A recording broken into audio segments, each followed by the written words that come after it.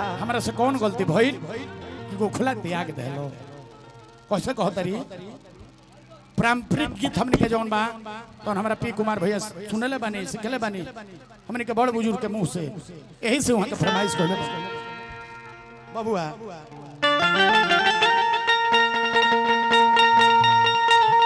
कौवना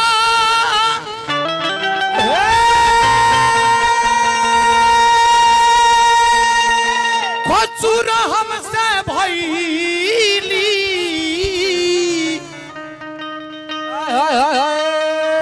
तबरी जवा के तेजल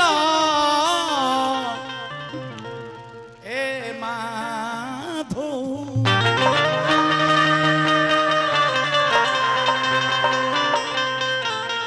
सुधा बुधा साउंड वाला भाई है नाल पर आवाज दिया नाल पर आवाज दे दी राहुल बबुआ तनी मने आऊ राजा बाबू तो सुधा बुधा अरे सारी भी सरावल तो खबरियो नली हलो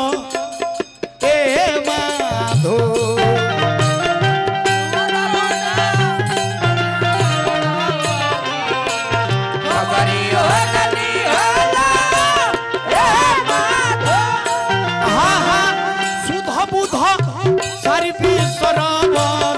खबरियो नली हलो ए माधो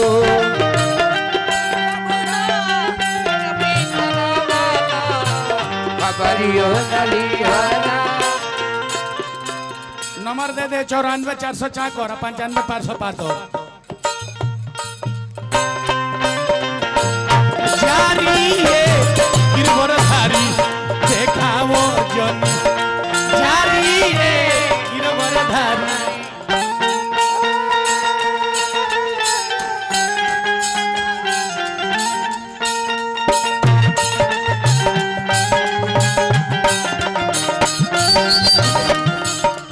समिया फाटल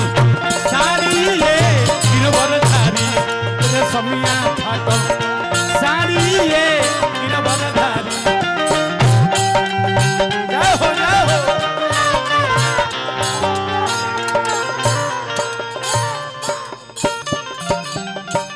बिन मांगे मोती मिले मांगे मिले न भीख पहले का पुरनिया का क्या नाम हो बिन मांगे मोती मिले मांगे मिले न भीख अभी हमारा इनो आशीर्वाद राउर हो पी कुमार के सुपुत्र हमारा सोना बाबू के तरफ से पुरस्कार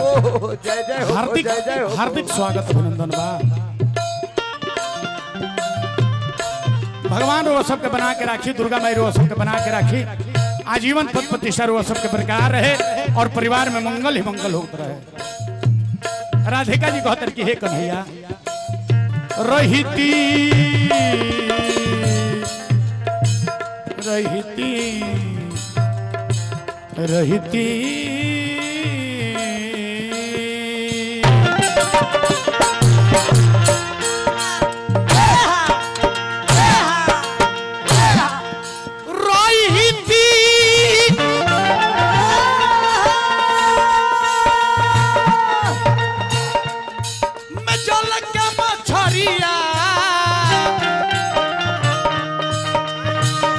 चल बीच रही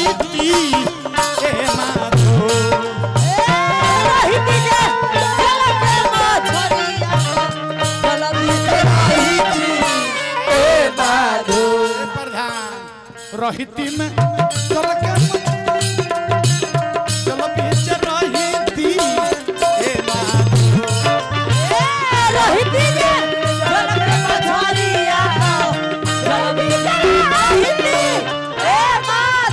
राधिका जी कहतर की रहती में जल के मछरिया तो जल भीती रहती रे माधो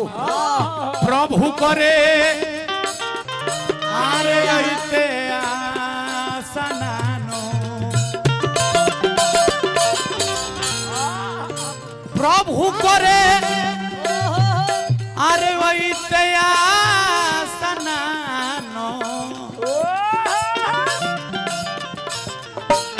प्रभु करे ऐते स्नान चरण लपटैती हे माधो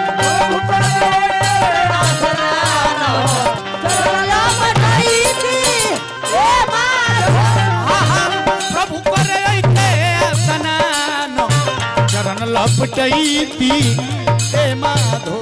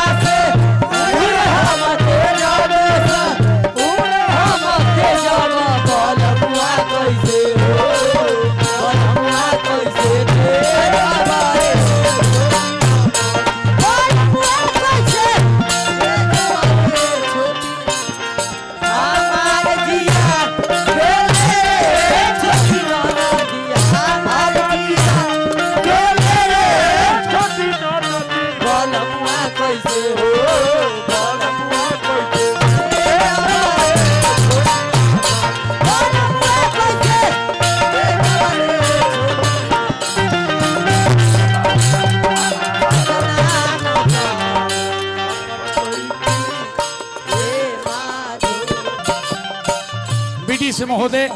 हमने के बड़ भाई पी कुमार सिंह जी यहाँ के ढेर लायदार हैं हमारा पिताजी का परम शिष्य हमारा पिताजी के एगो गीत नहीं जो वहाँ के याद ना होगा पंडित फागू बाबा इस दुनिया से कहकर चले गए क्या पी कुमार भैया पंडित फागू बाबा इस दुनिया से कहकर चले गए कीर्तन सम्राट क्या कहकर गए अटल ओ बाबा बहिना जाई रे गावानवा ए अटल बाबा नेहराज पूछत जे रोवा एनर्जी कहाँ से मिलेला नेहराज पूछत कि इनका में एनर्जी हम भरी ले ऊ का जानतारी उखा जनतारी कहते जे रोवा में एनर्जी कहाँ से मिलेला ये रोवा इतना चिल्लाई ले हम कह जे एनर्जी इनका में हम भरी ले उ रौरा में भरली ओ बहिना जाई रे गावानवा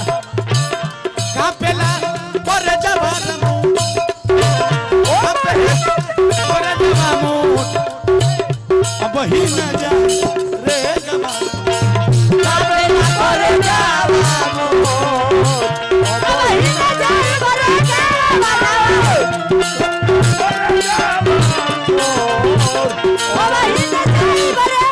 लेकिन भैया ये जाना है सबको धरती पर जो आया है सबको जाना है पंडित फागू बाबा कह कर गए प्रीतम से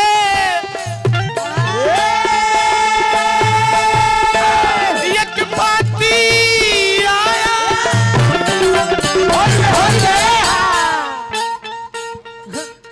जाना है जरूर से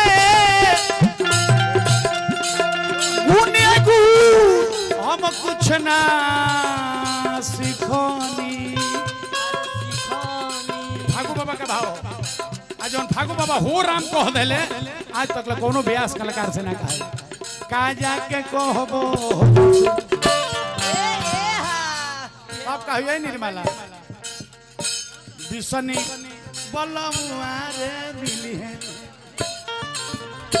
ओजा गैला पर हमनी के हिसाब होई के तारा के भेजले रहनी भोजन करे खातिर आ तू गावे गावे बाजारे बाजारे पूरी तरकारी आलू दम चभले बड़ू आ वो कोबी के तरकारी तो ऊपर से ढकल दिए ना घर के हुकुना घाट के बीचे में बुझबुझी छोड़ के पड़ जाई बाबू लंबा सांस ले सब मोध पियल निकल जाए बिसनी बलमुआ आरे मिली है